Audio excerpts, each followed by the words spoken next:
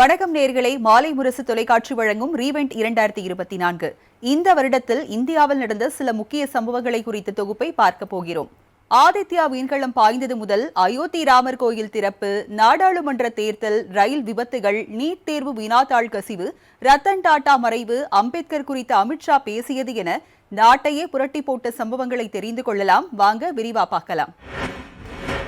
சூரியனை ஆய்வு செய்ய கடந்த ஆண்டு செப்டம்பர் 2ஆம் தேதி ஆந்திராவின் ஸ்ரீஹரிகோட்டாவில் உள்ள சதீஷ் தவான் விண்வெளி ஏவுதளத்தில் இருந்து ஆதித்யா L1 என்ற விண்கலத்தை இஸ்ரோ விண்ணில் ஏவியது. 0 + 5 seconds. Lift off normal. P1 tracking. PC tracking. Magnificent lift off of PSLV C-57 with Aditya L1 on board. + 15 seconds. PSLV C-57 का सफल उत्थापन और इसके साथ 20 seconds. அதன்பின் கடந்த ஜனவரி 6ஆம் தேதி ஆதித்யா L1 விண்கலம் சூரியனை ஆராயும் இடமான, அதாவது விரும்பிய இலக்கான இறுதி சுற்றுப்பாதையில் வெற்றிகரமாக நுழைந்தது. நாடாளுமன்ற எதிர்க்கட்சித் தலைவர் ராகுல் காந்தி கடந்த ஜனவரி மாதம் 14ஆம் தேதி பாரத் ஜோடோ யாத்திரை என்ற பெயரில் நடைபயணம் மேற்கொண்டார். 15 மாநிலங்களில் 6713 கிலோமீட்டர் தூரம் இந்த யாத்திரை 67 நாட்கள் நடைபெற்றது. இந்திய ஒற்றுமை நியாய யாத்திரை என்ற பெயரில் நடைபெற்ற இந்த நிகழ்வில் ராகுல் காந்தியுடன் கட்சியின் மூத்த தலைவர்கள் மற்றும் தொண்டர்கள் பெருமளவில் கலந்து கொண்டனர். ஜனவரி 22ஆம் தேதியன்று பகல் 12 மணிக்கு பிரதமர் மோடி முன்னிலையில் ராமர் கோவில் திறப்பு விழா மிக பிரம்மாண்டமாக நடைபெற்றது. நாடு முழுவதும் இருந்து லட்சக்கணக்கான பக்தர்கள் அயோத்தியில் குவிந்து தரிசனம் செய்தனர். வண்ண மின் விளக்குகள், மலர் அலங்காரத்தில் அயோத்தி நகரமே ஜொலித்தது. குடியரசு தின விழாவை முன்னிட்டு ஒவ்வொரு ஆண்டும் டெல்லியில் பிரம்மாண்ட அணிவகுப்பு நடத்தப்படும். இதில் தலைமை விருந்தினராக பங்கேற்க நட்பு நாடுகளின் தலைவர்களுக்கு அழைப்பு விடுப்பது வழக்கம். அதன்படி இந்த ஆண்டு ஜனவரி 26ஆம் தேதி நடைபெற்ற குடியரசு தின விழா அணிவகுப்பில் பிரான்ஸ் அதிபர் இமானுவேல் மேக்ரான் கலந்து கொண்டார்.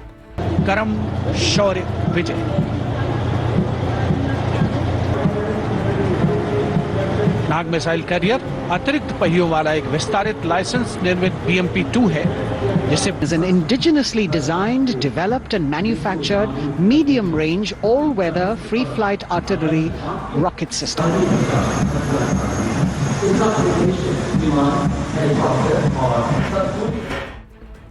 நில மோசடி வழக்கில் ஜார்க்கண்ட் முதலமைச்சர் ஹேமந்த் சோரனை ஜனவரி 31ஆம் தேதி அமலாக்கத்துறை கைது செய்தது. இந்த மோசடி வழக்கு தொடர்பாக பலமுறை சமன் அனுப்பியும் ஹேமந்த் சோரன் நேரில் ஆஜராகாததால் அவரது வீடு, ஆளுநர் மாளிகை மற்றும் அமலாக்கத்துறை அலுவலகத்தை சுற்றி 100 மீட்டர் தொலைவு 144 தடை உத்தரவு பிறப்பிக்கப்பட்டு துணை ராணுவப் படையினர், காவல்துறையினர் குவிக்கப்பட்டனர். இதனால் ராஞ்சியில் பதற்றம் நிலவியது. உத்தரகாண்ட் மாநில சட்டப்பேரவையில் பிப்ரவரி 7ஆம் தேதி பொது சிவில் சட்ட மசோதா குரல் வாக்கெடுப்பின் மூலமாக நிறைவேற்றப்பட்டது. மத அடிப்படையிலான தனிப்பட்ட சட்டங்கள், பரம்பரை விதிகள், தத்தெடுப்பு மற்றும் வாரிசுரிமை ஆகியவற்றை மாற்றியமைத்து நாட்டில் உள்ள அனைவருக்கும், அனைத்து சமூகத்தினருக்கும் பொருந்தும் வகையில் ஒரே மாதிரியான விரிவான சட்டங்களின் தொகுப்புதான் பொது சிவில் சட்டம் எனப்படுகிறது. ஜார்க்கண்ட் முதலமைச்சர் ஹேமந்த் சோரன் நில மோசடி வழக்கில் கைதான நிலையில் தனது பதவியை ராஜினாமா செய்தார். இதைத் தொடர்ந்து ஜார்க்கண்ட் முக்தி மோர்ச்சா கட்சியைச் சேர்ந்த போக்குவரத்துத்துறை அமைச்சர் சம்பாய் சோரனை சட்டசபை தலைவராக MLA-க்கள் ஒருமனதாக தேர்வு செய்தனர். அவரை ஆட்சி அமைக்க ஆளுநர் CP ராதாகிருஷ்ணன் அழைப்பு விடுத்தார். இதையடுத்து பிப்ரவரி 2ஆம் தேதி ஜார்க்கண்ட் மாநிலத்தின் 12வது முதல்வராக சம்பாய் சோரன் பதவியேற்றார். ஆந்திர மாநிலம் ஸ்ரீஹரிகோட்டாவில் பிப்ரவரி 17ஆம் தேதி GSLV F-14 ராக்கெட் மூலம் INSAT-3 DS செயற்கைக்கோள் மாலை 5:35 மணியளவில் வெற்றிகரமாக விண்ணில் ஏவப்பட்டது. காலநிலை மாற்றம் ஏற்படும் நிலையில் வானிலை மாறுபாடுகளை கண்காணித்து பேரிடர் காலங்களில் உதவுவதற்காக மத்திய புவி அறிவியல் அமைச்சகத்தின் நிதி பங்களிப்பின் கீழ் வானிலை ஆய்வுக்காக INSAT-3 DS எனப்படும் அதிநவீன செயற்கைக்கோளை இஸ்ரோ நிறுவனம் வடிவமைத்தது. தேர்தல் ஆணையர் அருண் கோயல் மார்ச் 9ஆம் தேதி தனது பதவிக்காலம் நிறைவடையும் முன்பே ராஜினாமா செய்தது பேசுபொருளாக மாறியது. அருண் கோயல் சொந்த காரணங்களுக்காக பதவி விலகியிருக்கலாம் என முதலில் கூறப்பட்டது. பின்னர் அருண் கோயலுக்கும் தலைமை தேர்தல் ஆணையர் ராஜீவ்குமாருக்கும் இடையே கருத்து வேறுபாடு ஏற்பட்டதாகவும் இதுதான் ராஜினாமாவுக்கு காரணம் என்றும் தகவல்கள் வெளியாகின. பெங்களூருவில் இயங்கி வரும் ராமேஸ்வரம் கஃபே உணவகத்தில் மார்ச் 1ஆம் தேதி நடந்த குண்டுவெடிப்பு சம்பவம் நாடு முழுவதும் அதிர்ச்சியை ஏற்படுத்தியது. இதில் 10 பேர் படுகாயங்களுடன் மருத்துவமனையில் அனுமதிக்கப்பட்டனர். இதையடுத்து குண்டுவெடிப்பு தொடர்பான புதிய CCTV காட்சிகளை வெளியிட்ட NIA குற்றவாளிகளை பிடிக்க பொதுமக்களின் உதவியை நாடியது. தொடர்ந்து இந்த வழக்கில் குற்றம் சாட்டப்பட்ட 4 பேரை காவல்துறையினர் கைது செய்து சிறையில் அடைத்தனர்.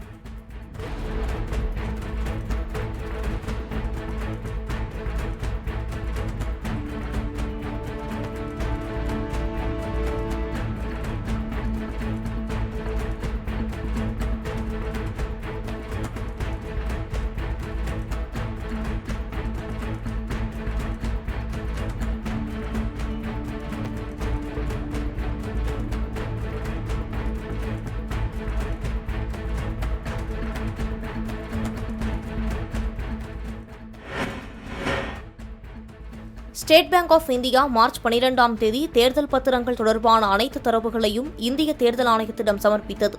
தேர்தல் பத்திரத்தை சட்டவிரோதம் என அறிவித்த உச்சநீதிமன்றம் இது தொடர்பாக இயற்றப்பட்ட சட்ட திருத்தங்களை ரத்து செய்து தீர்ப்பு வழங்கியது. மேலும் கடந்த 2019ஆம் ஆண்டு முதல் தேர்தல் பத்திரம் பெற்ற அரசியல் கட்சிகள் குறித்த விவரங்களை இந்திய தலைமை தேர்தல் ஆணையரிடம் வழங்க வேண்டும் எனவும் உத்தரவிட்டிருந்தது குறிப்பிடத்தக்கது. சத்தீஸ்கர் மாநிலத்தில் ஏப்ரல் 17ஆம் தேதி பாதுகாப்பு படையினர் நடத்திய என்கவுண்டரில் 29 நக்சலைட்டுகள் சுட்டுக் கொல்லப்பட்டனர். இதில் பாதுகாப்பு படை வீரர் ஒருவர், 2 காவலர்கள் உட்பட 3 பேர் காயமடைந்தனர். மக்களவைத் தேர்தலை ஒட்டி அச்சமயத்தில் சத்தீஸ்கரில் நக்சலைட்டுகளுக்கு எதிரான சோதனையை பாதுகாப்பு படை வீரர்கள் தீவிரப்படுத்தினர். நக்சலைட் குறித்து தகவல் தெரிவிப்போருக்கு 5 லட்சம் ரூபாய் பரிசுத் தொகை வழங்குவதாகவும் அறிவித்தனர். அரசியல் கட்சிகள் சீலிடப்பட்ட உரைகளில் சமர்ப்பித்த தேர்தல் பத்திரங்கள் தொடர்பான புதிய தரவுகளை மார்ச் 13ஆம் தேதி தேர்தல் ஆணையம் தனது இணையதளத்தில் வெளியிட்டது. இந்த தரவுகளில் தேதி, வகை, வங்கி கிளை, டெபாசிட் செய்யப்பட்ட தேதி மற்றும் தேர்தல் பத்திரத்தின் ரசீது ஆகியவை அடங்கும். அரசியல் கட்சிகளுக்கு நன்கொடை அளித்தது யார் என்பதை தெரிந்து கொள்ள உதவும் எண்கள் இந்த தரவில் இல்லை. அந்த எண்கள் இருந்தால் மட்டுமே எந்த கட்சியால் எந்த தேர்தல் பத்திரம் பணமாக்கப்பட்டது என்பதை கண்டறிய முடியும். மதுபான கொள்கை ஊழல் வழக்கு தொடர்பாக மார்ச் 21ஆம் தேதி டெல்லி முதலமைச்சர் அரவிந்த் கெஜ்ரிவாலை அமலாக்கத்துறை கைது செய்தது. இதையடுத்து ஜூலை 12ஆம் தேதி அரவிந்த் கெஜ்ரிவாலுக்கு உச்சநீதிமன்றம் இடைக்கால ஜாமீன் அளித்தது. பின்னர் ஜாமீனில் வெளியே வந்த அரவிந்த் கெஜ்ரிவால் முதலமைச்சர் பதவியிலிருந்து விலகப் போவதாக அறிவித்தார். இதையடுத்து டெல்லி புதிய முதல்வராக ஆம் ஆத்மி கட்சியின் அதிஷி பதவியேற்றுக் கொண்டார். மக்களவைத் தேர்தலுக்கான பாஜகவின் தேர்தல் அறிக்கையை பிரதமர் மோடி ஏப்ரல் 14ஆம் தேதி வெளியிட்டார். மோடியின் உத்தரவாதம் என்று தலைப்பிடப்பட்ட இந்த தேர்தல் அறிக்கையில் முக்கிய வாக்குறுதிகள் இடம்பெற்றன. 70 வயதுக்கு மேல் உள்ள மூத்த குடிமக்கள் அனைவருக்கும் ஆயுஷ்மான் பாரத் திட்டத்தின் கீழ் காப்பீடு, மக்கள் மருந்தகத்தில் 80 விழுக்காடு தள்ளுபடி விலையில் மருந்துகள் வழங்கப்படும் என பல வாக்குறுதிகள் தெரிவிக்கப்பட்டது. மே 1ஆம் தேதி டெல்லியில் உள்ள 150 பள்ளிகளுக்கு மின்னஞ்சல் மூலம் வெடிகுண்டு மிரட்டல் விடுக்கப்பட்டது. உடனடியாக சம்பந்தப்பட்ட பள்ளிகளுக்கு விடுமுறை அளிக்கப்பட்டு மாணவர்கள் வெளியேற்றப்பட்டனர். தொடர்ந்து பள்ளிகளில் மேற்கொள்ளப்பட்ட தீவிர சோதனைக்கு பின்னர் வெடிகுண்டு மிரட்டல் வரும் வதந்தி என காவல்துறை சார்பில் தெரிவிக்கப்பட்டது. மேலும் வெடிகுண்டு மிரட்டல் விடுத்த மின்னஞ்சல் முகவரி வெளிநாடுகளை காண்பிப்பதாகவும் காவல்துறை சார்பில் தெரிவிக்கப்பட்டது. பாலியல் வழக்கில் வெளிநாடு சென்று தலைமறைவாக இருந்த மதசார்பற்ற ஜனதாதளம் கட்சியின் நாடாளுமன்ற உறுப்பினர் பிரிஜ்வல் ரேவண்ணா மே 31ஆம் தேதி பெங்களூரு விமான நிலையத்தில் கைது செய்யப்பட்டார். பிரிஜ்வல் ரேவண்ணா ஏராளமான பெண்களை ஏமாற்றி மிரட்டி பாலியல் வன்கொடுமை செய்ததாகவும் அவர்களிடம் பாலியல் துன்புறுத்தலில் ஈடுபட்டதாகவும் சமூக வலைதளத்தில் 3000த்திற்கும் மேற்பட்ட வீடியோ பதிவுகள் வெளியாகின. இந்த சம்பவம் கர்நாடகா மட்டுமின்றி நாட்டையே உலுக்கியது. மல்யுத்த வீராங்கனைக்கு பாலியல் தொல்லை அளித்ததாக இந்திய மல்யுத்த சம்மேளன தலைவரும் பாஜக எம்பியுமான பிரிஜ்பூஷன் மீது 21ஆம் தேதி வழக்கு பதிவு செய்யப்பட்டது. இது தொடர்பாக பிரிஜ்பூஷன் பதவி விலக வலியுறுத்தியும் காவல்துறையினர் வழக்கு பதிவு செய்ய கோரியும் மல்யுத்த வீரர் மற்றும் வீராங்கனைகள் ஜந்தர் மந்தரில் தொடர் போராட்டம் நடத்தினர். மே 23ஆம் தேதி மகாராஷ்டிர மாநிலம் தானேவில் உள்ள ரசாயன தொழிற்சாலையில் பாய்லர் வெடித்து பயங்கர தீ விபத்து ஏற்பட்டது. இந்த விபத்தில் 7 தொழிலாளர்கள் பரிதாபமாக உயிரிழந்தனர். மேலும் 25 பேர் படுகாயமடைந்தனர். இந்த வெடிவிபத்தின் தாக்கத்தால் தொழிற்சாலைக்கு அருகே இருந்த கட்டடங்கள் மற்றும் வாகனங்களின் கண்ணாடிகள் உடைந்து நொறுங்கின. இதனிடையே ரசாயன ஆலை வெடிவிபத்து சம்பவத்தின் சிசிடிவி காட்சிகள் வெளியானது. டெல்லியில் விவேக் விகார் பகுதியில் உள்ள தனியார் குழந்தைகள் நல மருத்துவமனையில் மே 25ஆம் தேதி ஏற்பட்ட தீ விபத்தில் 7 பச்சிளம் குழந்தைகள் பரிதாபமாக உயிரிழந்தனர். மேலும் 5 குழந்தைகள் மீட்கப்பட்டு தீவிர சிகிச்சை பிரிவில் அனுமதிக்கப்பட்டனர். இரவு 11:30 மணியளவில் பயங்கர தீ விபத்து ஏற்பட்டதால் பரபரப்பு ஏற்பட்டது. ஜம்மு காஷ்மீர் மாநிலத்தில் மே 30ஆம் தேதி தங்கிலிமோர் பகுதியில் ஆன்மீக சுற்றுலா சென்றவர்களின் பேருந்து கவிழ்ந்து விபத்துக்குள்ளானது. 21 பேர் பரிதாபமாக உயிரிழந்தனர். ராய்ச்சி மாவட்டம் ஷிவ்கோரி கோயிலுக்கு தனியார் பேருந்து ஒன்று சென்று கொண்டிருந்தது. அக்னூர் சென்றபோது கட்டுப்பாட்டை இழந்த பேருந்து சாலையோர பள்ளத்தில் கவிழ்ந்து விபத்துக்குள்ளானது. இதில் 21 பயணிகள் உயிரிழந்த நிலையில் 40 பேர் படுகாயமடைந்தனர். ஜூன் 4ஆம் தேதி நீட் நுழைவுத் தேர்வு நடைபெறுவதற்கு ஒரு நாள் முன்னதாக வினாத்தாள் கசிந்தது நாடு முழுவதும் அதிர்வலைகளை ஏற்படுத்தியது. இது தொடர்பாக குஜராத் உள்ளிட்ட 6 மாநிலங்களில் பதிவான வழக்குகள் சிபிஐக்கு மாற்றப்பட்டன. இளநிலை மருத்துவ படிப்புகளுக்கான நீட் நுழைவுத் தேர்வு நடைபெறுவதற்கு ஒரு நாள் முன்னதாக பீகார் தலைநகர் பாட்னாவில் வினாத்தாள் கசிந்தது தெரியவந்தது. ஜார்க்கண்ட், குஜராத், மகாராஷ்டிரா, ராஜஸ்தான், உத்தரப்பிரதேசம் உள்ளிட்ட மாநிலங்களிலும் நீட் நுழைவுத் தேர்வில் முறைகேடுகள் நடைபெற்றன. இது தொடர்பாக அந்தந்த மாநில போலீசார் வழக்கு பதிவு செய்து விசாரணை நடத்தினர். ஜூன் மாதம் 9ஆம் தேதி நாட்டின் பிரதமராக 3வது முறையாக நரேந்திர மோடி பதவியேற்றுக் கொண்டார்.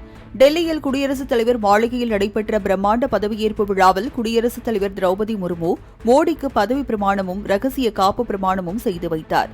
மோடியுடன் அமித்ஷா, ராஜ்நாத் சிங், நிதின் கட்கரி உள்ளிட்ட பாஜக தலைவர்களும் அமைச்சர்களாக பதவியேற்றுக் கொண்டனர். பிரதமர் மோடியின் பதவியேற்பு விழாவில் தொழிலதிபர்கள் முகேஷ் அம்பானி, கௌதம் அதானி, நடிகர் ரஜினிகாந்த் மற்றும் நடிகர்கள் ஷாருக் கான், அக்ஷய்குமார் ஆகியோர் சிறப்பு விருந்தினர்களாக பங்கேற்றனர். தனது ரசிகரையே கொலை செய்த குற்றச்சாட்டில் பிரபல கன்னட நடிகர் தர்ஷனை கர்நாடக காவல்துறை ஜூன் 11ஆம் தேதி கைது செய்தது. அந்த ரசிகர் தனது தோழிக்கு மிக மோசமான செய்திகளை அனுப்பியதால் அவரை கடத்தி வந்து சித்திரவதை செய்து கொலை செய்ததாக தர்ஷன் மீது குற்றம் சாட்டப்பட்டது. திரைப்படங்களில் வருவதைப் போல கர்நாடக மாநிலத்தில் நடந்த கொடூர கொலையில் பிரபல நடிகர் ஒருவர் கைது செய்யப்பட்டிருப்பது அம்மாநில திரையுலகை அதிர வைத்தது. மேற்கு வங்கத்தில் இருந்து கொல்கத்தாவிற்கு சென்று கொண்டிருந்த கஞ்சன்ஜங்கா எக்ஸ்பிரஸ் ரயில் மீது சரக்கு ரயில் மோதி விபத்துக்குள்ளானதில் 15 பேர் உயிரிழந்தனர். ஜூன் 17ஆம் தேதி காலை 8:30 மணியளவில் நியூ ஜல்பைகுரி ரயில் நிலையத்தில் இருந்து 7 கிலோமீட்டர் தொலைவில் நின்று கொண்டிருந்த கஞ்சன்ஜங்கா எக்ஸ்பிரஸ் ரயில் மீது சரக்கு ரயில் அதிவேகத்தில் மோதியது. இதில் கஞ்சன்ஜங்கா எக்ஸ்பிரஸ் ரயிலின் பின்பகுதியில் இருந்த 3 பெட்டிகள் தடம் புரண்டு உருக்குலைந்தன. இந்த விபத்தில் எக்ஸ்பிரஸ் ரயிலில் பயணித்த பயணிகள் 15 பேர் உயிரிழந்ததோடு 60க்கும் மேற்பட்டோர் படுகாயமடைந்தனர். கள்ளக்குறிச்சியில் ஜூன் 20ஆம் தேதி கள்ளச்சாராயம் குடித்து 50க்கும் மேற்பட்டோர் உயிரிழந்த சம்பவம் பெரும் அதிர்வலைகளை ஏற்படுத்தியது. மேலும் 150க்கும் மேற்பட்டவர்கள் சிகிச்சை பெற்று வீடு திரும்பினர். கருணாபுரத்தில் மட்டும் 20க்கும் அதிகமானோர் உயிரிழந்ததால் அந்த பகுதியே சோகத்தில் மூழ்கியது. உறவுகளை பறிகொடுத்தவர்கள் ஆங்காங்கே அழுதபடி இருந்தனர். ஒரு தெருவுக்கு குறைந்தபட்சம் 4 முதல் 5 பேர் உயிரிழந்தது பெரும் சோகத்தை ஏற்படுத்தியது. ஜூன் 28ஆம் தேதி கொட்டி தீர்த்த கனமழையால் டெல்லியில் உள்ள இந்திரா காந்தி சர்வதேச விமான நிலையத்தில் உள்நாட்டு விமான சேவை பகுதியான முனையம் ஒன்றில் மேற்கூரை இடிந்து விழுந்தது. மேலும் இதை தாங்கியிருந்த இரும்பு தூண்களும் எந்தவித சத்தமும் இல்லாமல் பிக்கப் மற்றும் டிராப் பகுதியில் நிறுத்தப்பட்டிருந்த கார்கள் மீது விழுந்தன. இந்த விபத்தில் டாக்ஸி டிரைவர் ஒருவர் உயிரிழந்த நிலையில் 6 பேர் காயமடைந்தனர். உத்தரப்பிரதேச மாநிலம் ஹாத்ரஸ் நகரில் ஜூலை 2ஆம் தேதி நடந்த மத வழிபாட்டு நிகழ்ச்சியில் ஏற்பட்ட கூட்ட நெரிசலில் சிக்கி 123 பேர் உயிரிழந்தனர். சொற்பொழிவு வழிபாட்டு நிகழ்ச்சி முடிந்த பிறகு சாமியாரின் கால்பாத மண்ணை எடுக்க நடந்த போட்டியின் காரணமாக நெரிசல் ஏற்பட்டதாக சம்பவத்தை நேரில் பார்த்தவர்கள் தெரிவித்தனர். அருணாச்சல பிரதேச மாநிலத்தில் தவாங் மாவட்டத்தில் ஜூலை 3ஆம் தேதி கனமழையால் ஏற்பட்ட பயங்கர நிலச்சரிவில் சிக்கி 16 பேர் உயிரிழந்தனர். அண்டை மாநிலங்களில் இருந்து வந்து அங்கு கட்டப்பட்டு வந்த 5 நட்சத்திர உணவகத்திற்கான கட்டிட வேலையில் ஈடுபட்டு இருந்தவர்கள் நிலச்சரிவில் சிக்கி உயிரிழந்தது தெரியவந்தது. உத்தரப்பிரதேசத்தின் கோண்டா மாவட்டத்தில் ஜூலை 18ஆம் தேதி சண்டிகர் திப்ருகர் எக்ஸ்பிரஸ் ரயில் தடம் புரண்டு விபத்துக்குள்ளானதில் 4 பேர் உயிரிழந்தனர். ஜுலாஹி ரயில் நிலையத்திற்கு சில கிலோமீட்டர் தொலைவுக்கு முன்பு உள்ள பிகவுரா என்ற இடத்தில் இந்த ரயிலின் ஏசி கோச்சின் 4 பெட்டிகள் உட்பட குறைந்தது 12 பெட்டிகள் வரை தடம் புரண்டதாக தகவல் வெளியானது. ஜூலை 29ஆம் தேதி இரவு கேரள மாநிலம் வயநாடு மாவட்டத்தில் பெய்த தொடர் கனமழையால் பூஞ்சேரி மட்டம் என்ற கிராமத்தில் தொடங்கிய நிலச்சரிவு சூரல்மலை, முண்டக்கை ஆகிய பகுதிகளை நிலைகுலைய செய்தது.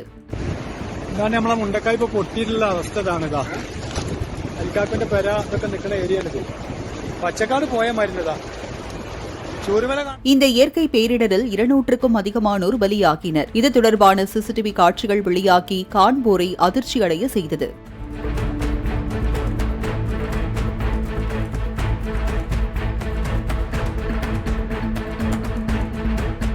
வயநாடு நிலச்சரிவில் குடும்பத்தை பறிகொடுத்த ஸ்ருதி என்ற பெண்ணுக்கு ஆறுதலாய் உடனிருந்து தேற்றிய அவரது காதலன் ஜென்சன் உயிரிழந்தவர்களுக்கு சடங்கு செய்வதற்காக சென்றபோது விபத்தில் சிக்கி உயிரிழந்தார். இதையடுத்து அம்மாநில முதல்வர் பினராயி விஜயன் ஸ்ருதிக்கு அரசு வேலை வழங்கினார். பீகார் மாநிலம் ஜெகடாபாத் மாவட்டத்தில் மக்தும்பூரில் உள்ள பாபா சித்தநாத் கோயிலில் ஆகஸ்ட் 12ஆம் தேதி கூட்ட நெரிசலில் சிக்கி 7 பேர் உயிரிழந்தனர். மக்தும்பூரில் ஸ்ரவண மாதத்தின் 4வது திங்கட்கிழமையொட்டி அதிக அளவிலான பக்தர்கள் கோவிலில் திரண்டதால் இந்த சம்பவம் நிகழ்ந்தது. மேலும் நெரிசலில் சிக்கி 9 பேர் காயமடைந்தனர்.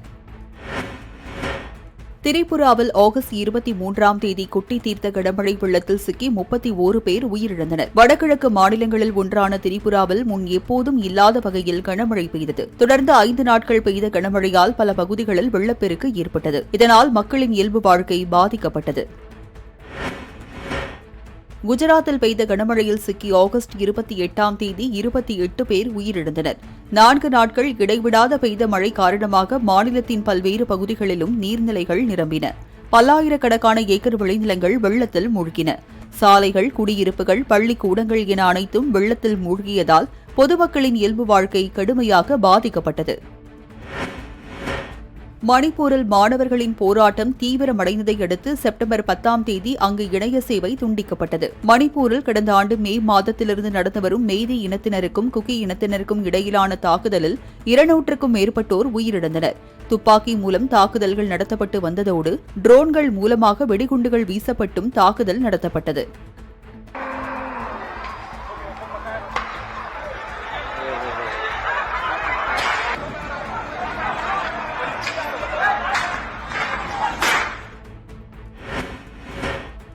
மார்க்சிஸ்ட் கம்யூனிஸ்ட் கட்சியின் தேசிய பொதுச் செயலாளர் சீதாராம் யெச்சூரி உடல்நலக்குறைவு காரணமாக செப்டம்பர் 12ஆம் தேதி காலமானார். சீதாராம் யெச்சூரி நிமோனியா போன்ற மார்பு தொற்று சிகிச்சைக்காக டெல்லி எய்ம்ஸ் மருத்துவமனையில் அனுமதிக்கப்பட்டார்.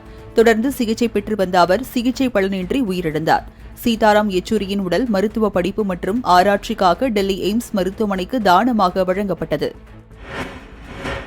டெல்லி முதலமைச்சர் அரவிந்த் கெஜ்ரிவால் ராஜினாமா செய்ததை அடுத்து புதிய முதல்வராக அதிஷி செப்டம்பர் 21ஆம் தேதி பதவியேற்றார். இவருக்கு துணைநிலை ஆளுநர் வி.கே. சக்சேனா பதவி பிரமாணம் செய்து வைத்தார்.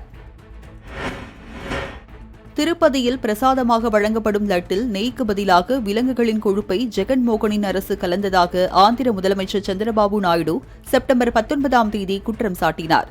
இதனையடுத்து திருப்பதி லட்டானது ஆய்விற்கு உட்படுத்தப்பட்டது.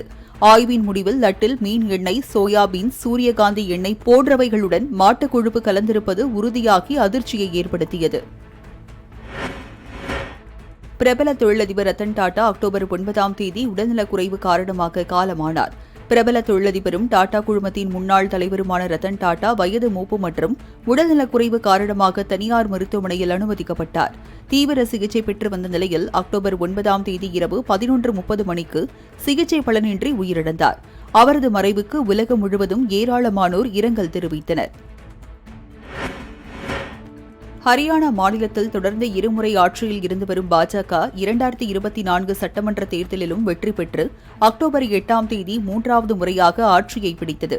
இங்கு தேர்தலுக்கு பிந்தைய கருத்து கணிப்புகள் காங்கிரஸ் ஆட்சி அமைக்க அதிக வாய்ப்பு உள்ளதாக சொல்லப்பட்டது. தேர்தல் வாக்கு எண்ணிக்கை முடிவின்படி ஹரியானாவில் பாஜக 48 தொகுதிகளிலும் காங்கிரஸ் 37 தொகுதிகளிலும் வென்றது. திருவள்ளூர் மாவட்டம் கவரைப்பேட்டையில் 11ஆம் தேதி மைசூருவில் இருந்து தர்பங்காவுக்கு சென்று கொண்டிருந்த பாக்மதி எக்ஸ்பிரஸ் ரயில் நின்று கொண்டிருந்த சரக்கு ரயில் மீது மோதி விபத்து ஏற்பட்டது. ரயிலில் பயணித்த பயணிகள் அனைவரும் மீட்கப்பட்ட நிலையில் காயமடைந்த 19 பேர் மருத்துவமனையில் அனுமதிக்கப்பட்டனர். மகாராஷ்டிரா முன்னாள் அமைச்சர் பாபா சித்திக் 12ஆம் தேதி மும்பையில் சுட்டுக் கொல்லப்பட்டார். பாபா சித்திக் கொலை சம்பவம் மும்பையை உலுக்கிய நிலையில் இது தொடர்பாக 3 பேரை போலீசார் கைது செய்தனர். பாபா சித்திக் அரசியல் மட்டுமின்றி பாலிவுட்டிலும் மிகுந்த செல்வாக்கு கொண்டவர் என்பது குறிப்பிடத்தக்கது. மத்திய பிரதேசத்தில் உள்ள பாந்தவ்கர் புலிகள் காப்பகத்தில் அடுத்தடுத்து 10 யானைகள் உயிரிழந்த சம்பவம் அதிர்ச்சியை ஏற்படுத்தியது. அக்டோபர் 29 அன்று 4 யானைகளும், 30 அன்று 4 யானைகளும், 31ஆம் தேதியன்று 2 யானைகளும் உயிரிழந்தன. யானைகள் அடுத்தடுத்து உயிரிழந்ததற்கான காரணம் புரியாமல் குழம்பிய வனத்துறை அதிகாரிகள் யானைகளுக்கு பிரேத பரிசோதனை மேற்கொண்டனர். அதில் பூஞ்சையால் பாதிக்கப்பட்ட பயிர்களை சாப்பிட்டதால் யானைகள் உயிரிழந்தது தெரியவந்தது. ஜம்மு காஷ்மீருக்கு மீண்டும் சிறப்பு அந்தஸ்து வழங்கக் கோரி நவம்பர் 6ஆம் தேதி சட்டசபையில் தீர்மானம் நிறைவேற்றப்பட்டது. ஜம்மு காஷ்மீருக்கு சிறப்பு அந்தஸ்து அளிக்கும் 370வது அரசியலமைப்பு சட்டப்பிரிவு கடந்த 2010ஆம் ஆண்டு ரத்து செய்யப்பட்டது. இதனைத் தொடர்ந்து ஜம்மு காஷ்மீர், லடாக் என 2 யூனியன் பிரதேசங்களாக பிரிக்கப்பட்டன. இதனிடையே ஜம்மு காஷ்மீருக்கு நடந்த சட்டப்பேரவை தேர்தலில் தேசிய மாநாட்டு கட்சி வென்று ஆட்சியை கைப்பற்றியது. ஏர் இந்தியா நிறுவனத்தை டாடா குழுமம் வாங்கிய நிலையில் விஸ்தாரா நிறுவனத்தை ஏர் இந்தியாவுடன் இணைக்கும் முடிவு எடுக்கப்பட்டது. இதற்கான பணிகள் கடந்த 2022ஆம் ஆண்டு முதலே மேற்கொள்ளப்பட்டு வந்த நிலையில் நவம்பர் 11ஆம் தேதி விஸ்தாரா விமான சேவை முழுமையாக நிறுத்தப்பட்டது. குஜராத் மாநிலம் அகமதாபாத்தில் இருந்து விஸ்தாரா விமானம் டெல்லிக்கு தனது கடைசி பயணத்தை மேற்கொண்டது. இதனைத் தொடர்ந்து விமான நிலைய ஊழியர்கள் ஒன்றாக நின்று விமானத்திற்கு பிரியாவிடை கொடுத்தனர்.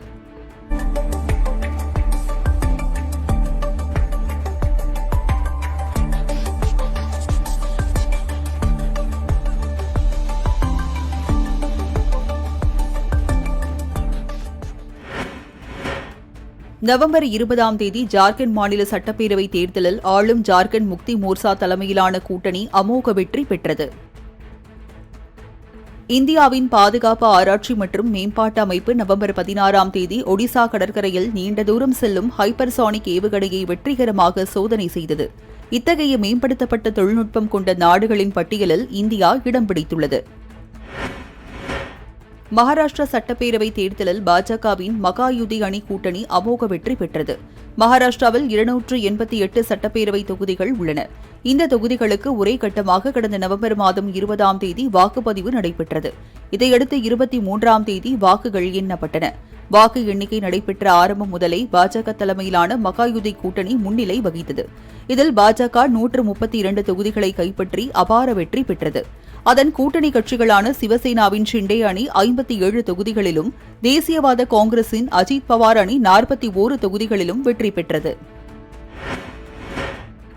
நவம்பர் 16ஆம் தேதி நடைபெற்ற ஐபிஎல் தொடருக்கான மெகா ஏலத்தில் ஒப்பந்தம் செய்யப்பட்ட தமிழக வீரர்களின் எண்ணிக்கை வெளியானது.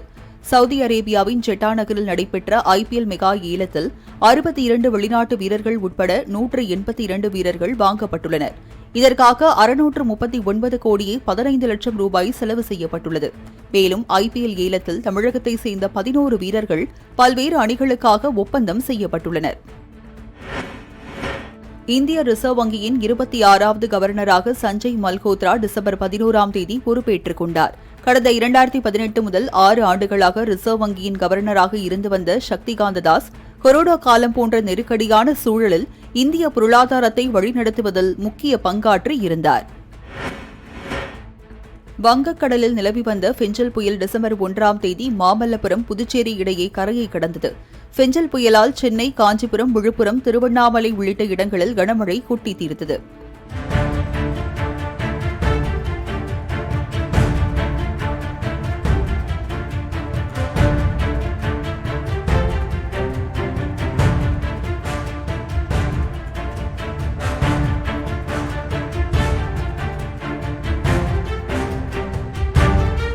குறிப்பாக கனமழையால் திருவண்ணாமலையில் மண் சரிவு ஏற்பட்டு 7 பேர் உயிரிழந்தனர்.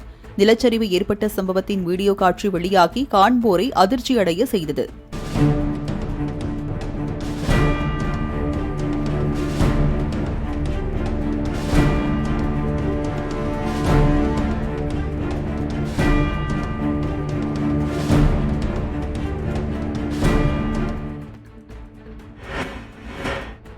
உலக செஸ் சாம்பியன்ஷிப் போட்டியின் 14வது சுற்றில் சீனாவின் டிங் லிரனை வீழ்த்தி இந்திய கிராண்ட் மாஸ்டரான குகேஷ் இளம் வயதில் உலக செஸ் சாம்பியன் பட்டம் வென்று முதல் வீரர் என்ற சாதனையை படைத்துள்ளார்.